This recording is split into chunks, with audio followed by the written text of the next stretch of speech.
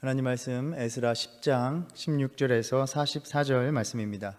하나님 말씀입니다. 사로잡혔던 자들의 자손이 그대로 한지라 제사장 에스라가 그 종족을 따라 각각 지명된 족장들 몇 사람을 선임하고 열째 달 초하루에 앉아 그 일을 조사하여 첫째 달 초하루에 이르러 이방 여인을 아내로 맞이한 자의 일 조사하기를 마치니라. 제사장의 무리 중에 이방 여인을 아내로 맞이한 자는 예수와 자손 중 요사닥의 아들과 그의 형제 마아세야와 엘레셀과 야립과 그달랴라. 그들이 다 손을 잡아 맹세하여 그들의 아내를 내보내기로 하고 또 그 죄로 말미암아 순양 한 마리를 속건제로 드렸으며 또 인멜 자손 중에서는 하나니와 스바디아요 하림 자손 중에서는 마아세야와 엘리야와 스마야와 여히엘과 우시야요 바수홀 자손 중에서는 엘료에네와 마아세야와 이스마엘과 느다넬과 요사밧과 엘라사였더라. 레위 사람 중에서는 요사밧과 시므이와 글라야라 하는 글리다와 부다히야와 유다와 엘리에셀이었더라. 노래하는 자 중에서는 엘리아십이요 문지기 중에서는 살룸과 델렘과 우리였더라.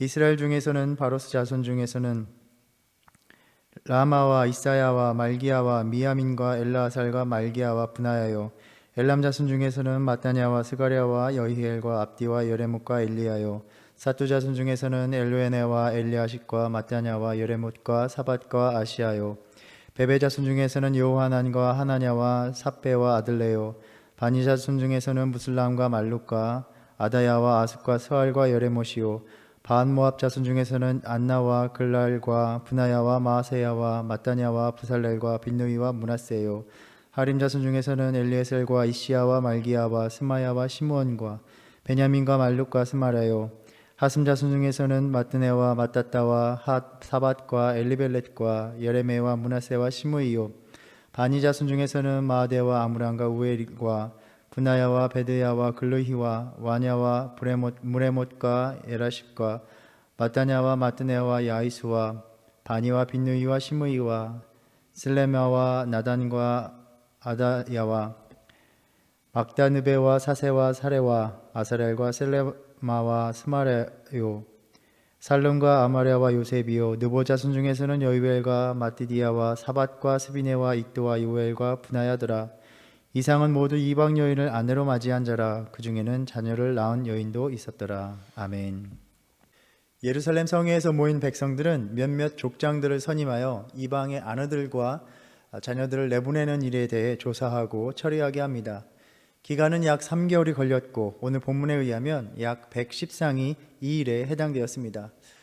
혼합결혼의 문제는 에스라와 함께 돌아온 두 번째 그룹의 유대인들이 아니라 고레스 칙령에 의해서 1차로 귀환한 맨 처음 돌아온 이들이 그 땅 거민들의 영향 아래 살아가면서 그러한 상황 속에서 발생한 일이었습니다. 1차 귀환의 인원이 약 42,360명이라는 성경 구절의 보고를 통해 볼 때 110상의 수는 상당히 적은 수로 보이기도 합니다. 숫자로만 본다면 에스라가 그토록 괴로워하고 또 많은 백성이 모여서 함께 통곡할 일이었나 하는 생각이 들기도 합니다. 그러나 적은 누룩이 온 덩어리에 퍼지듯 공동체 안에 있었던 그 작은 범죄로 인해서 모든 공동체가 하나님의 거룩한 백성으로 서지 못하였던 것입니다. 이렇게 이 명단을 소개하면서 에스라서는 끝나게 됩니다. 오늘로써 에스라의 묵상을 마칩니다. 주신 말씀들을 묵상했던 바들을 돌아보면서 정리하면서 마치면 좋겠습니다. 우리는 에스라의 이야기들을 통해서 하나님께서 어떻게 새로운 역사를 시작하시는가를 나누었습니다. 계속해서 우리가 보았던 표현이 하나님께서 그 마음을 감동시키셨다라는 것입니다. 고레스의 마음을 감동시키사 포로민들이 고향으로 돌아와 성전을 재건할 수 있는 여건을 마련해 주셨습니다.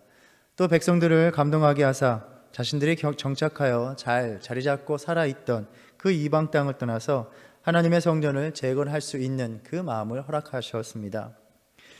흩어진 이들의 마음을 감동시키셨다는 것은 여전한 관심으로 그 백성을 돌보시는 하나님의 사랑을 보여주는 것입니다. 정체성을 잃고 그렇게 흩어져 살아가는 백성들을 하나님의 새 백성으로 회복시켜 주시기 위해서 돌아가서 성전 재건에 힘쓰라는 마음의 감동을 주신 것입니다. 성실하신 하나님의 사랑이 우리의 마음을 감동시키시는 이유입니다. 변함없이 우리를 돌보시기 원하시는 하나님이 오늘도 우리의 마음을 감동시키시며 하나님의 나라의 일로 초대하시는 줄을 믿습니다.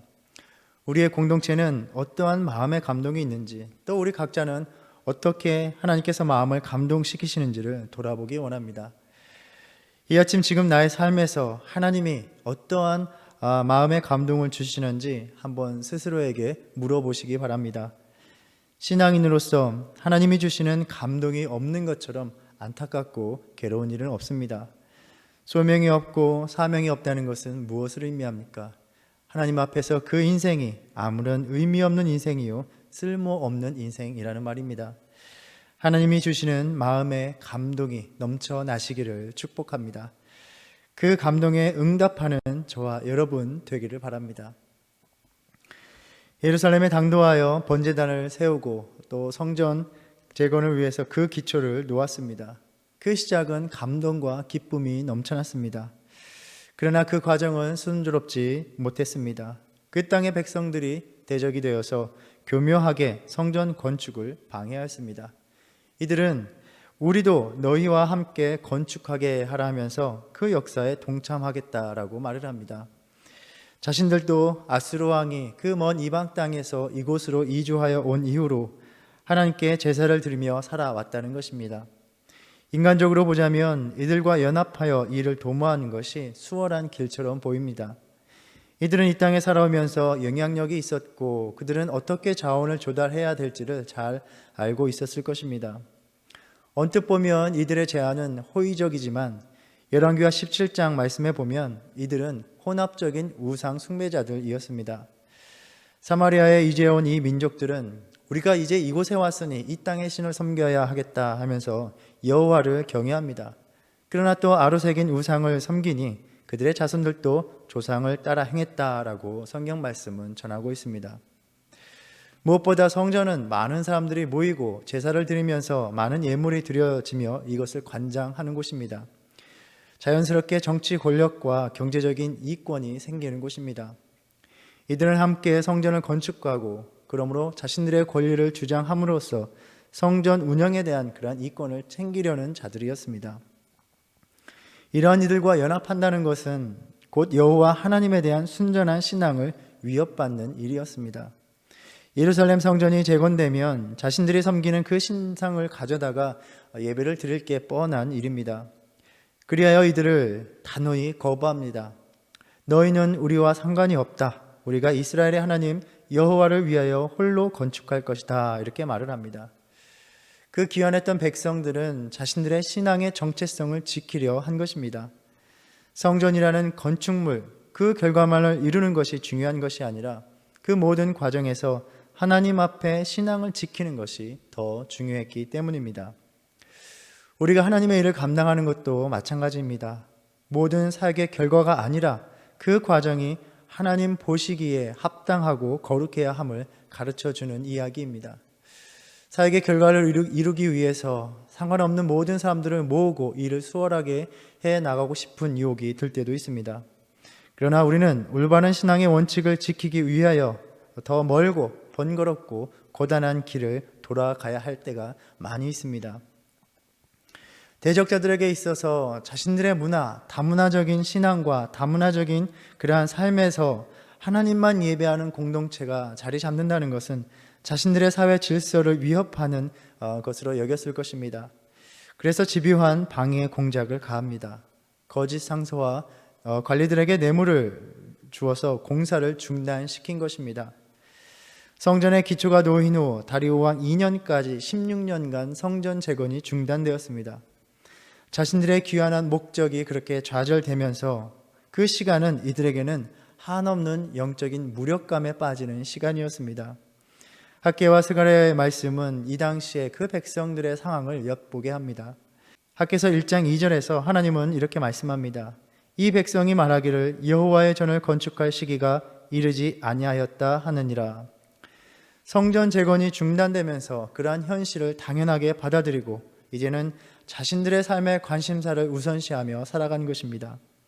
하나님께서는 상황이 어려워서 너희가 성전 재건을 하지 못하는 것이 아니라 성전 재건을 하지 못하기 때문에 어려운 상황이 너희들에게 펼쳐지는 것이다 라고 꼬집으셨습니다. 성전 재건이 지연된 것은 백성들의 영적인 게으름에 있다라고 지적하신 것입니다. 자신들의 안락한 삶과 물질을 추구하는 이기적인 태도가 가장 큰 문제였다라는 말씀입니다. 우리의 신앙생활을 돌아보아도 마찬가지입니다. 여러 가지 상황과 현실이 우리를 가로막고 좌절시킬 때가 있습니다. 그러나 냉정하게 돌아다보면 실상은 우리 안에 있는 영적인 해이함이 하나님의 일을 위한 열심의 가장 큰 장애가 될 때가 많음을 발견하게 됩니다. 상황과 현실이 아니라 삶의 우선순위의 문제입니다. 학계 예언자를 통해서 주님께서 계속해서 하신 말씀이 너희는 자기의 행위를 살필지니라 라는 말씀입니다. 하나님께서 다 보고 계시고 알고 계시고 우리들의 삶의 모든 동기를 지켜보고 계신다는 말씀입니다. 하나님의 백성이, 하나님의 자녀가 다른 일을 하나님보다 더 중요하게 여기시는 것을 하나님이 기뻐하시지 않았던 것입니다. 하나님께서는 다시 한번 백성의 지도자들과 백성들의 마음을 감동시키셨습니다. 백성들은 마음에 감동받은 대로 순종에 응답하였고 하나님의 놀라운 계획과 섭리를 경험하게 됩니다. 이 시기는 제국에서 일어난 반란을 잠재운 직후였기 때문에 그렇게 무리들이 성전을 재건하려는 움직임은 의심을 사기에 충분했고 다뜨네와 관리들은 이를 보고하면서 과연 이것이 제국의 허락을 받은 일인지 확인해달라 요청을 합니다. 다리오 왕은 기록을 통해서 고레스 왕의 칙력을 확인하였습니다. 과거의 조세의 그 효력을 그대로 인정해주는 동시에 성전을 방해하는 세력에 대한 강한 경고도 덧붙여서 답변을 보냅니다. 건축 경비도 다 지원하라고 명합니다. 이제는 제국의 그 어떤 방해도 받지 않고 오히려 제국의 후원을 받으며 성전 재건이 가능하게 된 것입니다. 하나님께서는 그렇게 순종하는 자들을 좌절로 끝나게 하지 않으셨습니다. 성전 건축을 위하여 편안한 자신들의 삶의 자리를 떠났던 이들의 삶이 열매에 맺게 하신 것입니다. 우리가 주님의 소명을 따라 행하다 보면 강력한 반대를 만나고 좌절하기도 합니다. 그러나 그 모든 과정을 통하여 하나님은 쉬지 않고 일하고 계시다는 사실입니다. 우리는 하나님의 계획이 그 정하신 때에 이루어질 것을 낙심하지 않고 믿음으로 걸어가야 하는 것입니다. 주님은 우리가 드린 우리의 모든 수고를 헛되이 낭비하지 않으십니다. 오늘도 우리가 드리는 많은 기도들, 가족을 위하여, 자녀를 위하여, 이 공동체를 위하여 드리는 기도들과 헌신들, 주님은 다 기억하시고 계심을 잊지 말고 더욱 힘을 내는 저와 여러분 되기를 바랍니다. 어떠한 현실과 상황에도 길을 내시는 분이 바로 우리 하나님이십니다. 우리가 주님께로 가면 길이 있습니다. 주님이 그 길을 아시기 때문이 아니라 바로 주님이 길이시기 때문입니다. 주님이 길을 만드시는 분이기 때문입니다. 오늘도 저와 여러분을 위하여 주님은 길을 내시고 계심을 믿습니다. 우리가 걸어가는 사명의 길이 허무하고 좌절된 듯하여 보여도 하나님께서 그 계획과 섭리를 알게 하실 때 절망스러운 현실들이 오히려 유익함으로 바뀌는 역사를 우리에게 보여주실 것입니다. 고레스 왕과 다리오 왕의 칙령을 보면 예루살렘 성전을 원래 있던 그 제자리에 건축하고 또 그 기물들을 제자리에 두라라고 명령합니다. 회복한다는 것은 제자리를 찾아가는 것입니다. 우리의 신앙이 회복된다는 것은 우리가 있어야 할 제자리로 돌아가는 것을 의미합니다. 주님은 하나님의 백성, 하나님의 자녀로서 우리가 있어야 할 그 제자리로 돌아가시기를 원하고 계십니다. 오늘날 더욱더 하나님께서 우리의 회복을 원하고 명하고 계시다고 생각합니다. 그 자리는 예배의 자리요, 기도의 자리요, 사명의 자리입니다.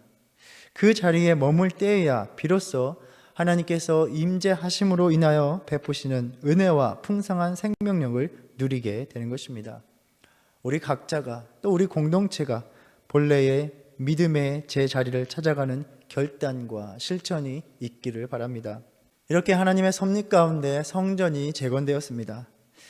이제는 하나님을 예배하고 하나님의 말씀대로 살아갈 일만 남았고 그렇게 될 것 같았습니다. 그런데 정작 그들의 삶은 그렇지 못했습니다. 성전을 재건한 후에 약 60여 년이 흐른 뒤에 에스라와 제사장들, 레위인들이 그렇게 성전을 섬길 이들이 돌아옵니다. 하나님께서 이들을 보내셔서 성전의 예배를 회복하시고 또 하나님의 말씀을 가르쳐 그대로 살아가게 만드시고자 함이었습니다. 이들은 그 먼 여정에 도사리는 위험에도 불구하고 왕의 군대의 호의를 구하지 않고 아하와 강가에서 금식하며 겸비하여 기도하면서 오직 하나님의 보호하심만을 간구하고 그 도움의 손길을 힘입어서 예루살렘에 당도하게 됩니다. 에스라가 들어와 보니 오래전 귀환했던 이들은 조상들을 답습하며 조상들이 하나님의 심판을 받아 멸망했던 그 죄악된 삶으로 살아가고 있었습니다. 당시 이방 여인과의 결혼은 곧 우상숭배로 직결되는 그러한 문제였습니다. 기가 막힌 에스라는 겉옷과 속옷을 찢고 머리와 수염을 뜯으며 한참을 주저앉았습니다. 그러자 그 말씀 앞에 떠오는 자들이, 그 백성들이 모여 함께하고 에스라는 간신히 추스린 후에 하나님 앞에 나아가 무릎을 꿇고 손을 들고 깊은 참회의 고백을 드립니다. 그들의 죄로 인하여 고백한 것이 아니라 우리의 죄로 고백을 드립니다. 백성들의 죄를 담당하는 자로서 에스라는 하나님 앞에 나아갔던 것입니다. 이 백성들의 죄악의 핵심은 그들이 그저 죄를 저지른 것이 아니라 그들이 또다시 하나님의 말씀에 불순종했다는 것입니다. 그나마 하나님께서 은혜를 베풀어 다시 회복의 길을 열어주셨음에도 도대체 포로 생활을 통해 배운 것이 무엇인지 이전과 똑같은 자신들의 조상들의 모습으로 살아가고 있었다는 것입니다. 아마 그 땅 이방 여인들과의 결혼은 그들의 상황에서 생존을 위한 선택이었을 것입니다. 그곳의 주민들과 연대하고 관계를 맺는 것이 자신들의 삶을 안정되게 하고 큰 유익을 주었을 것입니다. 그러나 이것은 하나님이 아니라 바로 세상적인 수단과 방법을 간구한 처사였습니다. 조상들이 했던 것처럼 하나님만을 의지하며 살아가기를 포기한 것입니다. 에스라의 기도는 하나님의 백성이 이제는 용서를 구할 자격조차 없음을 보여줍니다. 모든 것이 의로우신 하나님의 처분에 달려 있다는 기도로 마칩니다. 에스라의 그 심각한 참회의 기도를 본 백성들은 자신들의 죄의 심각성을 깨닫고 반응을 합니다. 이방의 아내와 그 자녀들을 다 내어 보내겠다고 언약을 세웁니다. 그리고 이스라엘에게 아직 소망이 있다 스가냐는 말을 합니다. 오직 하나님의 말씀대로 따를 때에야 비로소 소망이 있음을 보여주는 이야기입니다. 그 소망을 따라 공동체를 회복하기 위하여 백성들이 취한 조치의 결과로 우리가 오늘 읽었던 본문의 명단이 공개됩니다. 얼핏 보면 이 명단은 분명 부끄러운 명단입니다. 그 명단이 제사장, 레위인들, 노래하는 자들의 순서로 되어 있습니다. 하나님의 일을 맡은 자들이 더 큰 책임을 가지고 그 안에 포함되지 말았어야 했던 것입니다. 하나님을 더 가까이서 모시고 살아가기에 이들의 삶의 거룩의 손상은 공동체에 더 심각한 영향을 미칩니다. 그렇기에 그들은 부끄러운 명단의 맨 앞에서 소개됩니다. 우리가 이렇게 에스라서 전체의 내용을 다시 한번 살펴보면 하나님의 성전을 재건하겠다고 자신들의 삶의 터전을 다 버리고 떠나는 위대한 믿음의 순종으로 시작되었습니다. 그런데 재건된 성전 안에서 하나님의 말씀대로 살아가는 새로운 공동체 회복에 대한 이야기가 아니라 율법을 범한 자들의 명단으로 이렇게 마치게 됩니다. 결국 하나님 앞에 지독한 죄악의 반복의 역사였다는 어두운 결말입니다. 어찌 보면 이렇게 이 명단으로 끝나는 것이 어색하기도 합니다. 우리는 본래 에스라, 느헤미야가 하나의 두루마리였다는 것을 알고 있습니다. 그렇다면 느헤미야의 결말의 내용은 무엇인가 보면 느헤미야의 마지막 부분도 이방 혼인을 금하는 조치로 끝나고 있다는 것입니다. 연대에 관한 논의가 있지만 보통 에스라 후에 도착한 것으로 알려진 느헤미야가 또다시 그 백성들에게 이방의 혼인을 금했다는 것은 에스라의 조치로 그 문제가 완전히 해결되지 않았다는 것을 보여줍니다. 느헤미야는 그렇게 이방 여인들과 혼인해서 낳은 자녀들이 이방 족속의 말은 하여도 유다 방언은 하지 못할 정도다라고 이야기하고 있습니다. 끊이지 않는 불순종의 역사가 반복되고 있고 반복될 것임을 암시하는 그러한 마무리입니다. 도저히 스스로는 순종의 삶을 살아낼 수 없고 불순종의 죄의 문제를 해결할 수 없음이 너무나 명백해졌습니다. 우리가 비록 오늘 읽었던 본문이 부끄러운 명단이지만 이들이 이름이 언급된 것은 적어도 이들은 아내와 자식들을 보내며 율법대로 행하기로 합의한 이들이었기 때문일 것입니다. 가족과 헤어지는 엄청난 아픔과 고통 속에서 자신들이 저지른 죄의 대가가 얼마나 끔찍한 것임을 몸소 깨닫게 되었을 것입니다. 이제 자신들의 죄를 돌아다보며 하나님의 처분만을 기다리고 있는 것입니다. 그 백성들은 그렇게 회개하였습니다. 그러나 회개가 자동적으로 모든 것을 되돌리는 것은 아닙니다. 우리의 회개가 하나님의 은혜와 용서를 강제할 수 없는 일입니다. 다만 우리는 회개를 함으로써 다시 한번 주님의 은혜를 구하고 주님의 사유하심을 바라고 기대할 수 있게 되는 것입니다. 성실하신 하나님의 사랑은 회개하는 심령을 외면하지 않으시는 것을 우리는 믿기 때문입니다. 다윗은 여호와는 마음이 상한 자를 가까이 하시고 충심으로 통회하는 자를 구원하시는도다 라고 자신이 경험한 하나님에 대해서 전해주고 있습니다. 우리는 우리 스스로의 능력으로 어찌할 수 없는 불순종하는 삶의 연속 가운데에서 회개하며 그렇게 주님의 은혜를 바라보게 되는 것입니다. 성실하신 하나님은 포기하지 않으셨고 그 아들을 보내사 자신들의 힘으로 그 불순종을 감당하지 못하며 살아가는 그 백성, 그 자녀들을 구원해 주셨습니다. 우리 안에 있는 어떤 의지나 능력이 아니라 하나님의 영으로 주의 말씀을 따라 살아갈 힘을 주셨습니다. 우리의 불성실함을 자신의 성실로 채워주시는 하나님의 은혜가 오늘 또 우리에게 있는 것입니다. 이 예사서를 통해서 주신 그 말씀들을 다시 한번 묵상해 보면서 오늘 또 성실한 사랑으로 우리를 붙드시는 하나님을 의지하며 주님이 원하시는 것처럼 우리가 있어야 할 믿음의 제자리로 돌아가서 부으시는 성령의 능력으로 하나님의 율법 그 말씀대로 행하며 살아가는 저와 여러분 되기를 간절히 소망합니다. 기도하겠습니다. 주님, 이 부끄러운 명단이 우리 자신의 이름들이 아니고 무엇이겠습니까?